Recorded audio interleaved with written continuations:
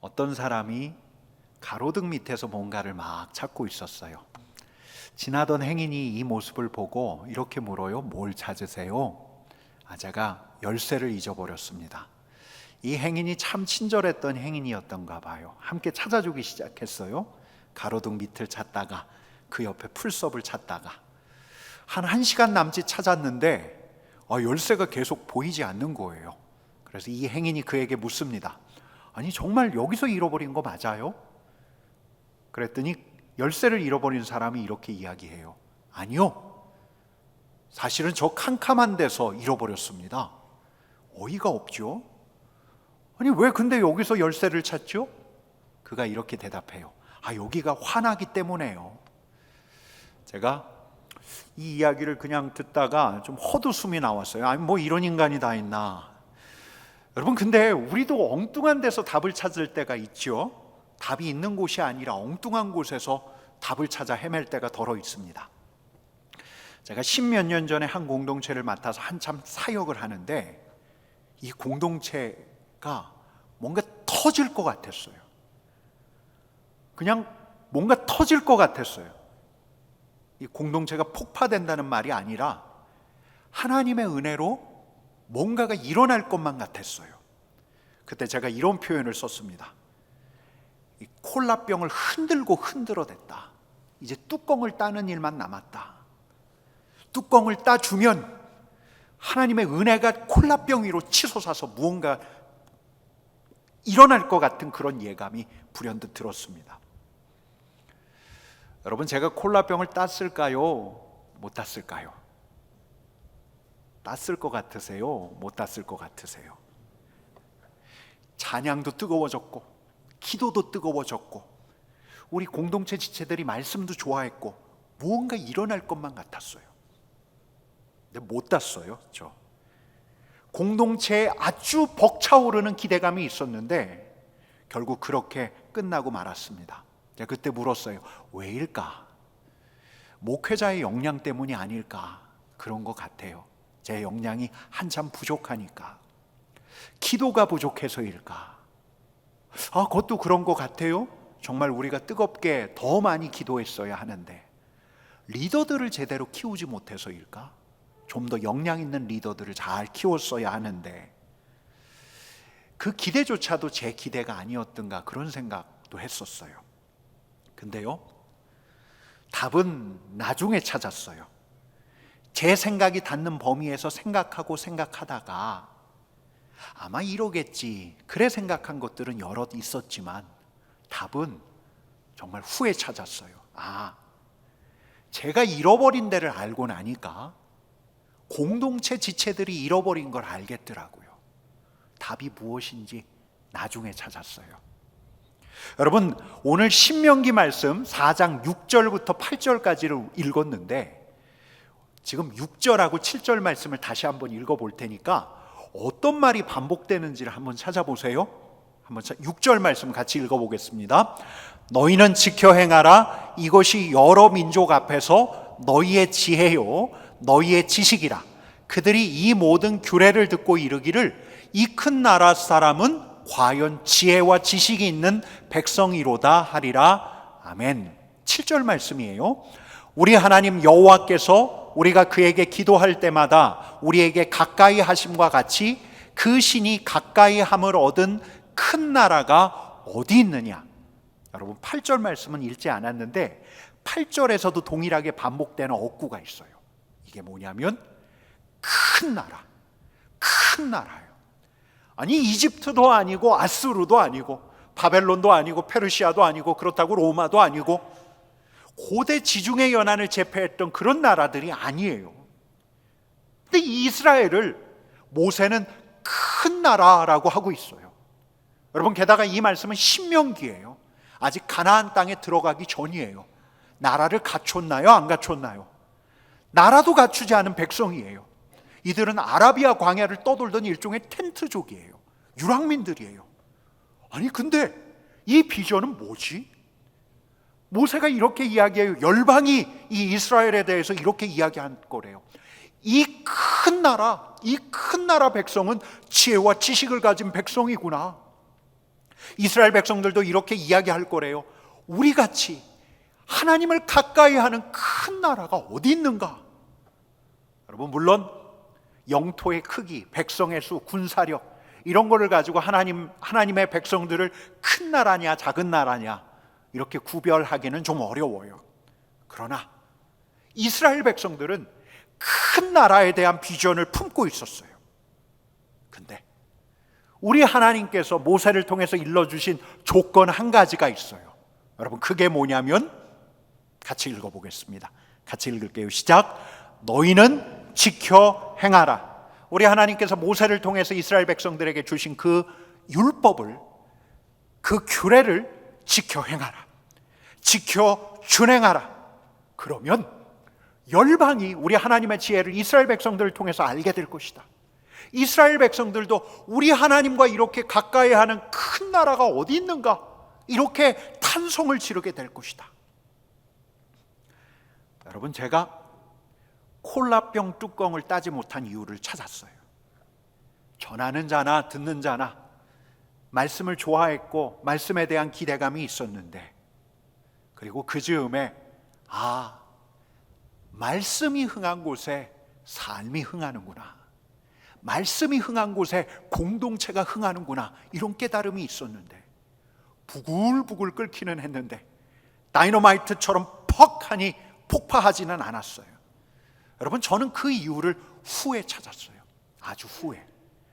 여러분, 오늘 6절부터 말씀을 읽었는데 우리 5절 말씀도 같이 읽어보겠습니다. 같이 읽겠습니다.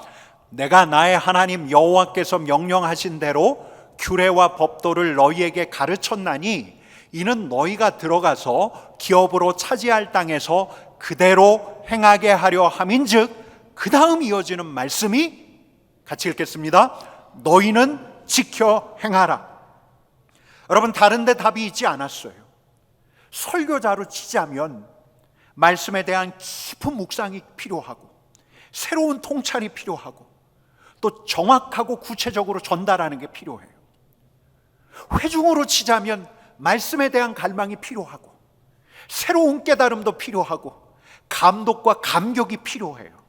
그래서 회중도 설교자도 우리 하나님의 말씀 정말 좋습니다. 우리 하나님의 말씀이 얼마나 달콤한지요.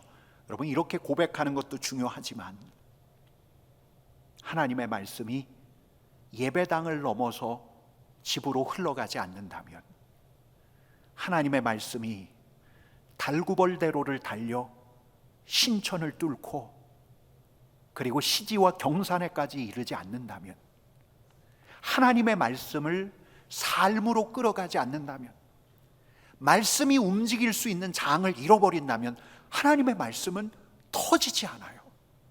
은혜가 흘러넘치지 않아요. 여러분, 우리 8절 말씀을 같이 읽어보겠습니다. 오늘 내가 너희에게 선포하는 이 율법과 같이 규례와 법도가 공의로운 큰 나라가 어디 있느냐. 여러분, 이스라엘 백성들은요, 큰 나라가 되어야 했어요. 큰 나라가 될 뻔했어요. 우리 하나님의 지혜와 지식을 가진 나라, 열방의 칭송을 받는 나라, 정치력과 군사력으로 다져진 나라가 아니라 하나님의 정의, 하나님의 공의가 흐르는 나라, 하나님의 큰 나라가 되어야 했어요. 될 뻔했어요. 여러분, 신실하신 우리 하나님께서 모세를 통해서 가나안을 눈앞에 둔 이스라엘 백성들에게 말했을 때만 해도 그 자리에 있는 이스라엘 백성들 사이에서는 가슴이 뛰었을 거예요. 하나님의 비전 때문에 가슴이 뛰었을 거예요. 지혜와 지식이 큰 나라, 법도와 규례를 갖추고 있는 나라, 창조주 하나님께서 친히 주관하시는 하나님의 나라. 여러분, 이 비전이 이스라엘 백성들의 가슴을 뛰게 했을 거예요. 단순한 명령이 열쇠예요. 단순한 명령이 열쇠예요. 여러분, 모세가 신명기 처음부터 끝까지 줄기차게 강조했던 게 있어요. 그게 뭐냐면 같이 읽겠습니다. 지켜 행하라. 지켜 행하라. 여러분, 오늘 야고보, 주님의 동생 야고보가 우리에게 일러주는, 말씀을 듣는 자가 빠질 수 있는 함정이 있어요. 여러분 22절 말씀을 우리 같이 읽어보겠습니다. 너희는 말씀을 행하는 자가 되고 듣기만 하여 자신을 속이는 자가 되지 말라. 여러분 설교자는 말씀을 들어요. 주일날 강단에서 말씀을 선포해야 하기 때문에 말씀을 펴고 우리 하나님께서 우리에게 무엇을 말씀하시는고자 들어요. 설교자는 그렇게 들어요. 여러분 이 자리에 있는 회중인 우리들은 하나님의 말씀을 들어요. 주일날 예배당에 와서 선포된 하나님의 말씀을 들어요. 그렇게 하나님의 말씀을 들어요. 그러나 이 자리에 선 설교자나 이 자리에 있는 여러분 회중들이나 여러분 우리 주님의 동생 야고보 사도 야고보가 일러주는 이 말을 우리가 유념할 필요가 있다는 거죠. 말씀은 듣기만 하는 게 아니라고. 여러분 23절 24절 말씀을 같이 읽어보겠습니다. 누구든지 말씀을 듣고 행하지 아니하면 그는 거울로 자기의 생긴 얼굴을 보는 사람과 같아서 제 자신을 보고 가서 그 모습이 어떠했는지를 곧 잊어버리거니와. 여러분 주님의 동생 야고보는 이 말씀을 무엇에 비유하죠? 거울에 비유해요. 거울. 내가 이런 존재구나. 거울을 보면서 내가 죄인이구나. 내가 하나님의 은혜가 필요한 존재구나. 이래 생각할 수 있고, 거울을 보면서 내가 하나님의 자녀구나. 내가 하나님의 은혜 안에 있는 존재구나. 이래 생각할 수도 있어요. 감격도 기쁨도 있어요. 또 거울을 보다 보면 내가 그에게 너무했구나. 내가 하나님의 자녀답게 살지 못했구나. 가책도 찔림도 생겨날 수 있어요. 또 하나님의 말씀인 거울을 보다 보면 우리 하나님께서 그녀에게 사과하기를 원하시는구나. 오늘도 우리 하나님께서 자신을 주목하기를 원하시는구나. 새로운 깨달음이 와요. 여러분 그러니까 하나님의 말씀은 거울과도 같아서 우리가 누구인가, 또 우리 하나님이 어떤 일을 행하셨는가를 우리에게 일러줘요. 거울과도 같아요. 나를 보게 하는 거울, 하나님 앞에서 나를 보게 하는 거울.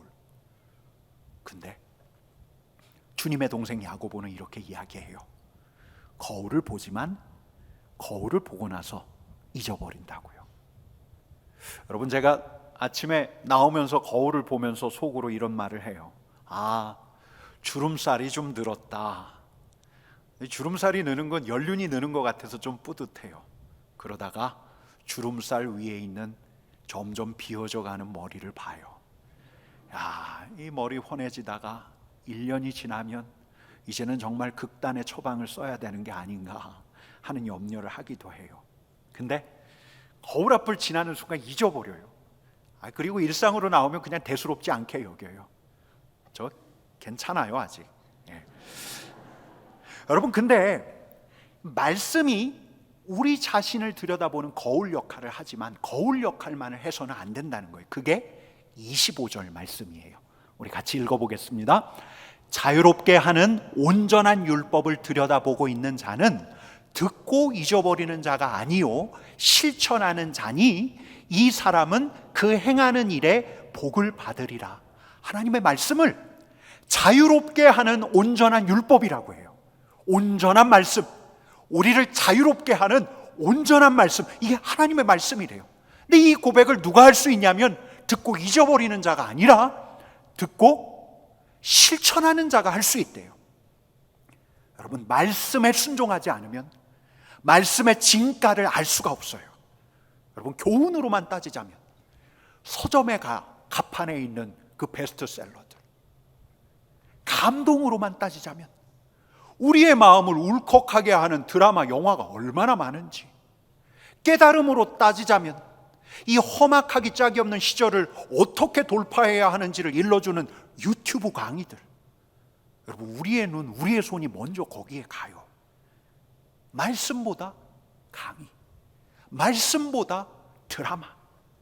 여러분 절대 이 자리에 있는 우리 입 밖으로 꺼내놓진 않지만, 아니 말씀보다 그 강의예요 라고 입 밖으로 이야기하진 못하더라도 심정적으로 경험적으로 그리 생각하는 이들이 얼마나 많은지 몰라요. 실천하지 않으면 말씀의 진가를 알 수가 없어요. 다이너마이트 같은 폭발력을 지닌 말씀의 능력, 자유롭게 하는 온전한 율법, 신명기 말씀대로 하면 여느 세상의 지혜와 지식과 비견할 수 없는 하나님의 지식과 지혜를 갖춘 하나님의 능력의 말씀, 그 말씀대로 하게 하시는 성령의 역사와 나타나심, 더하여 그 말씀을 통해서 선한 일을 이루어 가시는 하나님의 동행하심을 경험할 수 있는 유일한 길은 말씀을 지켜 행할 때예요.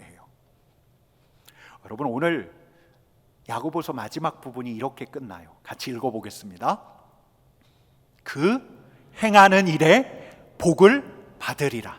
그 행하는 자가 복을 받으리라 이렇게 이야기하는 게 아니라요, 그 행하는 일에, 그 실천에 복을 받으리라 라고 되어 있어요.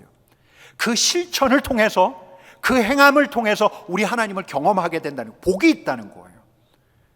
여러분, 듣는 것도 복이지만, 들음으로써 우리의 영혼이 살아나지만, 우리의 영혼은 행함으로써 보존이 돼요. 우리의 영혼의 자유는 실천할 때라야 비로소 누리게 돼요. 말씀을 듣는 것만으로도 감사한 일이지만, 말씀에 순종함으로써 말씀을 우리에게 주신 우리 하나님을 우리가 경험해 가는 거예요. 여러분, 우리 주님부터 그러셨어요. 말씀이신 우리 주님부터 이렇게 고백하시거든요. 요한복음 8장 29절 말씀 같이 읽어보겠습니다. 나를 보내신 이가 나와 함께 하시도다.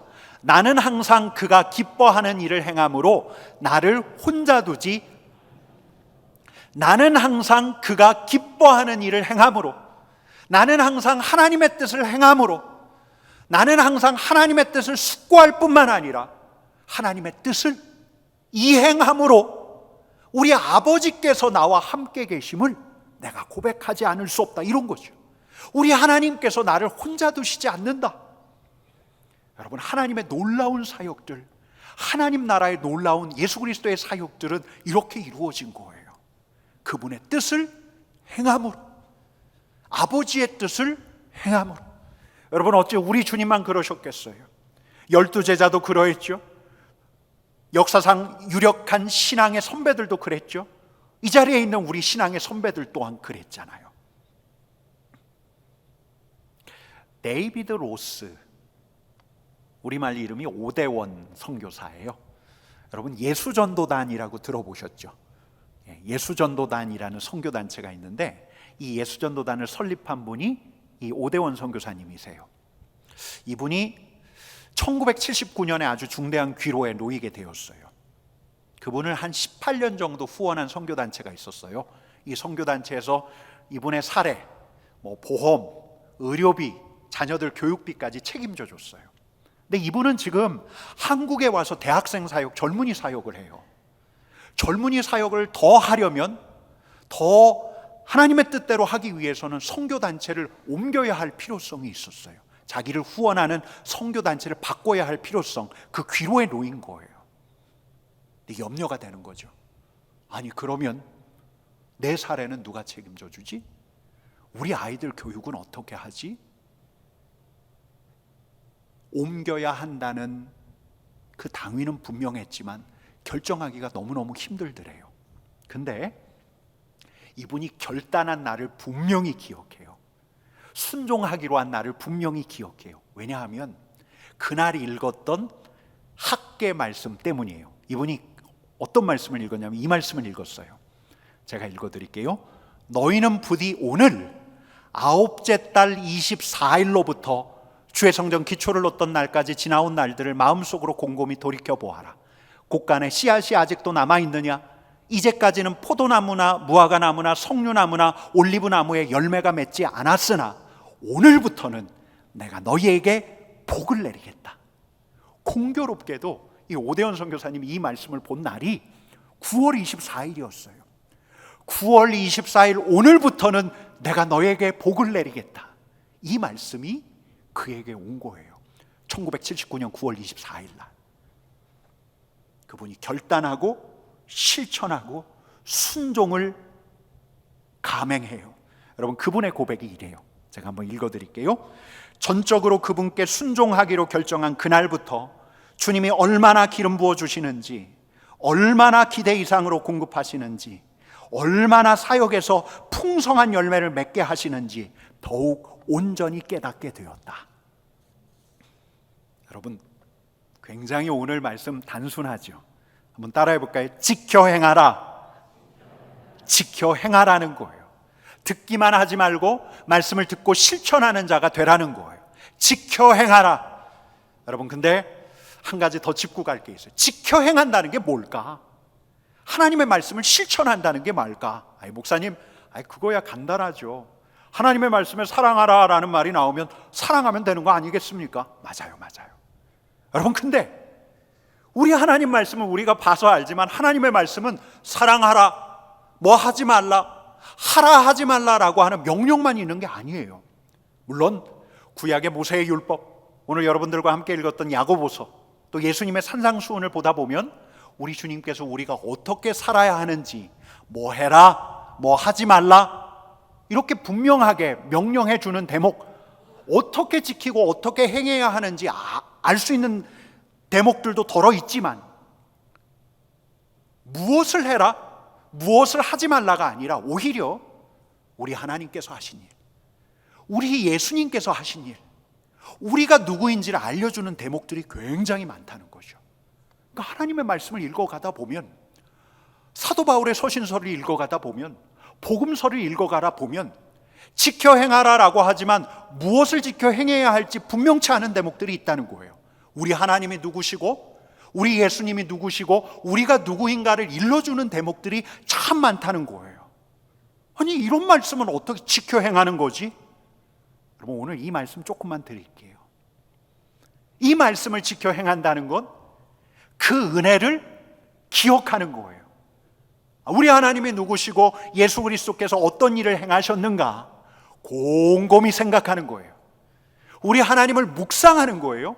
우리 예수님을 묵상하는 거예요. 그리고 더 나아가서 우리 예수님께 감사하고 우리 하나님을 예배하면 좋죠. 우리와 늘 함께 하시는 우리 하나님을 의식하고, 우리와 늘 함께 계시는, 우리를 바라보시는, 우리를 주목하시는 우리 하나님을 주목하고, 그러니까 말씀을 잊어버리는 것이 아니라 새기고 기억하고 의식하고, 더 나아가서 우리가 하나님 앞에서 어떤 존재인가를 생각하고, 여러분, 그러다 보면 일상 안에서 우리가 해야 할 수많은 사고, 수많은 판단과 선택 안에서 이 말씀이 중요한 지침이 되는 거죠. 하나님의 말씀은, 야, 오늘 네 아들 만나거든 이렇게 얘기해라, 가르쳐줘요? 안 가르쳐줘요? 안 가르쳐줘요. 구체적으로 뭘 해야 하는지 가르쳐주지 않는 대목이 더 많아요. 그러나 내가 그와 만날 때 말씀을 듣고 실천하는 사람은, 이 자리에 우리 주님께서 지금 동석하고 계시지, 이걸 염두하는 사람이에요. 우리 아이와 대화하는 이 순간에 하나님께서 나에게 이런 태도와 자세로 임하라고 하시지, 이게 말씀을 실천하고 말씀을 지켜 행하는 자의 모습이라고 할 수 있죠. 여러분, 물론 하나님의 말씀을 보다 보면 구체적인 명령이 있어요. 여러분, 오늘 본문 바로 위에 있는 야고보서 말씀 중에 이런 대목이 있죠. 같이 한번 읽어보겠습니다. 듣기는 속히 하고 말하기는 더디하며 성내기도 더디하라. 여러분, 이런 대목은 너무너무 우리에게 잘 알려진 명령이에요. 이건 무엇이 지켜 행하는 것인지 분명하게 다가오죠. 여러분, 이런 명령들은 우리의 옛자, 우리의 낡은 습관들을 깨는 명령이에요. 예수님에게서 멀어진 우리 안에서 일어나는 자동적인 반응들, 그 반응에 저항하라는 명령이 바로 이런 명령들이에요. 여러분, 이런 명령들을 실천하는 거죠. 순종하는 거죠. 여러분, 그러니까 지키고 행하라라고 하는 이 말씀은 말씀을 잊어버리는 것이 아니라 경청하는 것, 경청하고 새기는 것, 기억하는 것, 그리하여 말씀을 주신 분을 예배하고 그분을 송축하는 것, 그분의 가르침대로 사는 것, 그 말씀에 반응하는 것, 말씀을 내 삶으로 가지고 가는 것. 여러분, 말씀을 이 예배당 안에 가두어 두는 게 아니라, 하나님의 말씀을 내가 묵상했던 그 골방에만 가두어 두는 게 아니라 말씀을 지침 삼아 사는 것, 말씀을 삶의 매뉴얼로 삼는 것. 행하는 자가 복이 있어요. 행하는 자에게 하나님의 은혜가 생생해요. 바로 여기에 큰 나라의 비결이 있는 거예요. 하나님께서 약속하신 그 놀라운 능력을 경험할 수 있는 자리는 지켜 행하는 자리예요. 단순하죠? 오늘 말씀의 결론은 너무너무 단순해요. 오늘 말씀의 결론이 뭐라고요? 지켜 행하라. 여러분 한번 따라합시다. 지켜 행하라. 말씀을 듣기만 해서 스스로를 속이는 자가 되지 말고 말씀을 듣고 실천하는 자가 되라라는 말씀이에요. 근데 이 반복적으로 들어왔던 말씀을, 이 말씀이 이번 주 본문으로 제게 오면서 말씀을 준비하는 동안 마음이 무척 심란해졌어요. 이유가 있어요. 요즘 수요 예배 때 에베소서를 보고 있는데 에베소서에서 몇 주에 걸쳐 거듭된 말씀이 있었어요. 예수 그리스도의 십자가가 우리 하나님과 우리 사이에 막혀진 휘장만을 찢어낸 게 아니라 사람과 사람 사이에 원수된 것을 무너뜨리셨거든요. 교회를 그리스도의 몸이라고 에베소서는 표현해요. 우리가 몸된 지체래요. 성령 안에서 함께 연결되어서 지어져 가야 할 하나님의 처소가 우리래요. 여기까지는 그래도 나아요. 아예 노골적으로 이런 명령을 해요. 사랑 안에서 서로 용납하십시오. 성도 간의 화해와 연결과 용납에 대한 말씀들이 거듭거듭 주어져요. 여러분, 이 말씀이 지난주 계속 떠올라요. 지난 과거 전랑 같은 어려움을 겪었던 우리 교회의 아픔을 상기하면서 우리 교회에 주신 말씀으로 수요일마다 받긴 했지만 화해가 얼마나 어려운지, 화해가 참 값지지만 이게 얼마나 어려운지, 서로 연결되는 게 순식간에 단박에 되는 게 안 되는데 사람을 용납하는데 하나님의 은혜가 얼마나 필요한지 이걸 묵상했는데, 그래서 십자가의 은혜가 임하기를 함께 예배하고 함께 진리 되신 우리 주님을 배워가면서 우리 주님께서 천천히 우리의 마음을 온전히 여시기를 간구했는데, 근데 이번에도 이 말씀이 떠올라 마음속에 계속 머물러요. 화해하고 한 지체로 받고 사랑 가운데 용납하라는 말씀. 여러분, 말씀은 듣고만 마는 게 아니에요. 말씀은 지켜 행하는 거예요. 말씀을 듣는 자에게 능력이 있는 것이 아니라 말씀을 듣고 지키는 자에게 능력이 있어요. 말씀을 듣고 실천하는 이에게 능력이 임하는 거예요. 말씀을 듣는 것도 은혜로운 일이지만 말씀을 실천함으로써 하나님의 은혜는 배가 돼요. 여러분, 이제 넘지 못한 것을 넘어야 할 때가 오고 있어요. 큰 나라의 비전이 단지 비전이 아니려면, 정말 하나님의 말씀이 자유롭게 한다고 했는데 자유롭게 하는 그 말씀 안으로 진입하려면, 다이너마이트 같은 하나님의 능력과 사랑을 경험하고 싶으면, 여러분, 우리는 말씀을 듣는 자가 아니라 말씀을 지켜 행하는 자가 되어야 하는 거예요.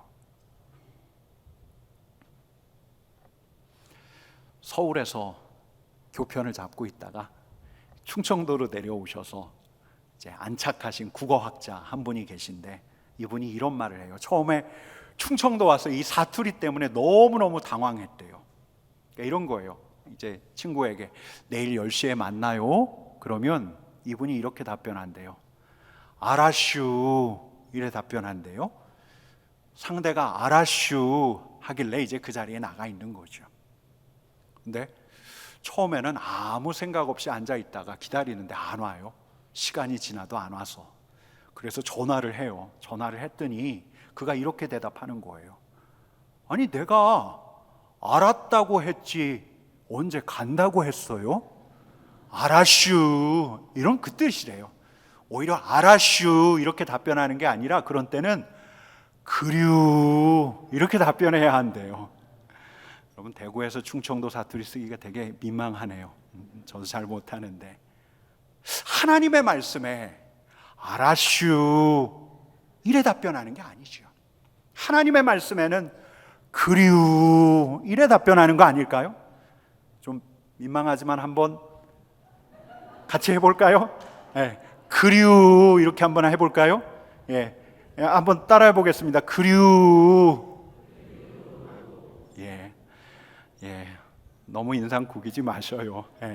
하나님의 말씀은 알았슈 하는 것이 아니라, 네, 알겠습니다 하고 끝내는 것이 아니라, 그래 보겠습니다. 내가 거기에 참가하겠습니다. 내가 말씀을 듣고 실천하겠습니다. 그렇게 답변하는 거죠. 여러분, 저와 여러분들이 주님의 말씀을 지켜 준행하는 자가 되기를 축복합니다. 정말 그래요. 말씀을 듣는 자가 아니라, 말씀의 달콤함만을 누리는 자가 아니라, 달콤한 말씀을 흘려보내는 자, 우리의 삶의 현장에서 그리하여 하나님의 말씀의 능력을 경험하는 저와 여러분, 또 삼덕교회 되기를 간절히 축원합니다. 우리 같이 기도하도록 하겠습니다. 같이 기도합시다.